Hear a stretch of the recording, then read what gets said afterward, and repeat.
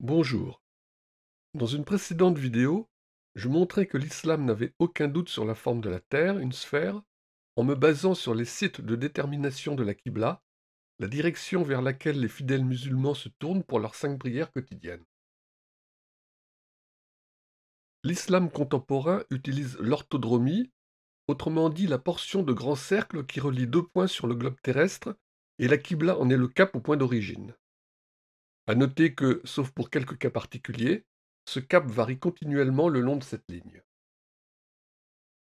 Par exemple, à New York, la Qibla est 58,48 degrés. La portion de grand cercle reliant New York à la Mecque passe par Alès en France, où la Qibla est 115,89 degrés. Toutes ces données viennent du site qiblafinder.org, l'URL est dans la description, ainsi que toutes les références citées. Il existe un moyen direct mais moins pratique de déterminer la Qibla.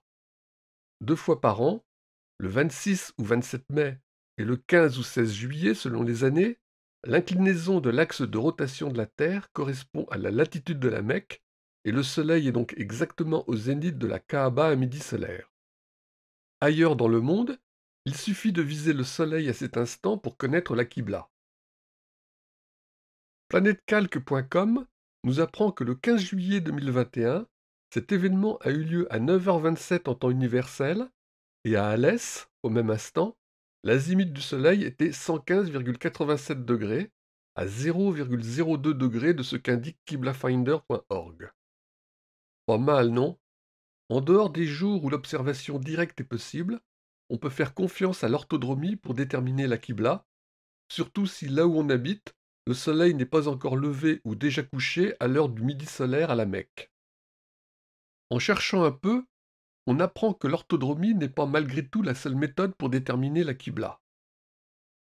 Une partie du monde musulman préfère utiliser une autre approche, qu'on devrait aux États-Unis qui trouvaient paradoxal de devoir se tourner vers le nord-est pour suivre la direction de la Kaaba, qui est de toute évidence au sud-est des États-Unis, même au bout de la Floride, au nord du tropique du Cancer, alors que la Mecque est de l'autre côté, 21,5 degrés de latitude nord contre 24,5 à quai ouest. Leur sens commun aurait été particulièrement heurté par le tracé de l'orthodromie sur un planisphère utilisant la projection de Mercator, avec lequel il est plus cohérent de considérer la ligne reliant deux points de la carte, ce qu'on appelle la loxodromie. Pour info, j'ai une vidéo qui explique la différence, et c'est cette méthode alternative que certains utilisent. Selon cette approche, la Qibla à New York est 101,28 degrés et celle d'Alès 127,40 degrés. Mais attention, à New York, les 15 ou 16 juillet, le soleil se lève environ 15 minutes après le midi solaire à la Mecque, un délai suffisamment court pour constater le décalage de 43 degrés entre la Qibla loxodromique et la direction réelle de la Kaaba. Mais c'est pour une autre raison que je trouve cette méthode non satisfaisante. Elle est basée sur la vision d'un monde plat, au centre arbitrairement placé, qui est cependant devenu tellement commun que certains ne se rendent pas compte que ce n'est pas la seule façon de voir les choses. Même s'il a été longtemps le planisphère de référence, la projection de Mercator n'est qu'une des solutions de représentation de notre globe sur une surface plane, et par exemple l'émission Le Dessous des cartes sur Arte préfère utiliser une autre projection, dite Eckert 4, qui respecte un peu mieux, disons un peu moins mal, la taille respective des continents. Les lignes reliant deux points sur cette carte forment des angles différents de ceux de la carte de Mercator, et dans ce cas, il ne s'agit pas de loxodromie, le tracé ne coupe pas les méridiens sous un angle constant. En fait, la difficulté vient de l'impossibilité de représenter correctement une sphère sur un plan, comme le montre le logiciel Gprojector, qui propose un peu plus de 200 projections, certaines plutôt exotiques, chacune avec leurs avantages et leurs inconvénients, mais chacune créée pour répondre à des besoins très précis. Plus fondamentalement, c'est l'utilisation même de la carte de Mercator qui pose problème.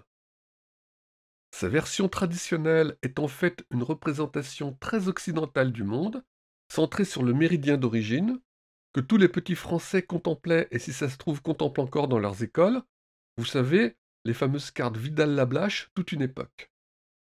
Eh bien, vous savez quoi? À cette même époque, et si ça se trouve encore aujourd'hui, en Chine, les écoliers contemplaient les fameuses cartes Mao Zedong, avec la Chine, l'empire du milieu au centre, et l'Europe, l'Afrique et les Amériques reléguées sur les côtés.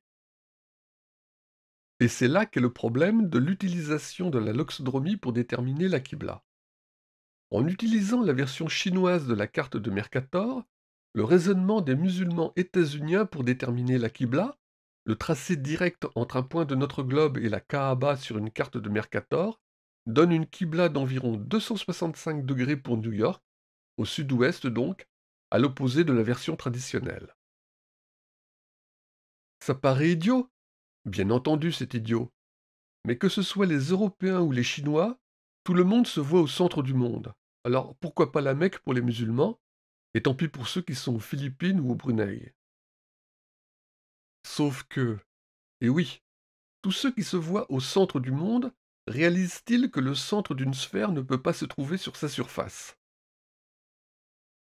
Arrivé ici, je suis conscient que mes élucubrations risquent de provoquer pas mal de polémiques, d'autant plus que j'ai cru comprendre que ce sujet dépassait largement la géographie et qu'il avait à voir avec des dissensions beaucoup plus fondamentales entre différents courants de l'islam, sujet pour lequel je n'ai aucune compétence et que je me garderai soigneusement de commenter. Attendez, c'est pas fini. Ici, on est censé parler de l'hypothèse fumeuse de la Terre plate. Que donneraient les deux caps entre New York et la Kaaba sur la carte favorite des platistes, une projection azimutale centrée sur le pôle Nord? Orthodromie, 58,48 degrés. C'est pas vraiment ça. Loxodromie, aïe. À 101,28 degrés, on se dirige directement sur l'Antarctique et son fameux mur de glace. Quelle que soit la méthode utilisée, le moyen le plus sûr de rater la Kaaba est de croire qu'on vit sur une tarte impossible. Merci de votre attention.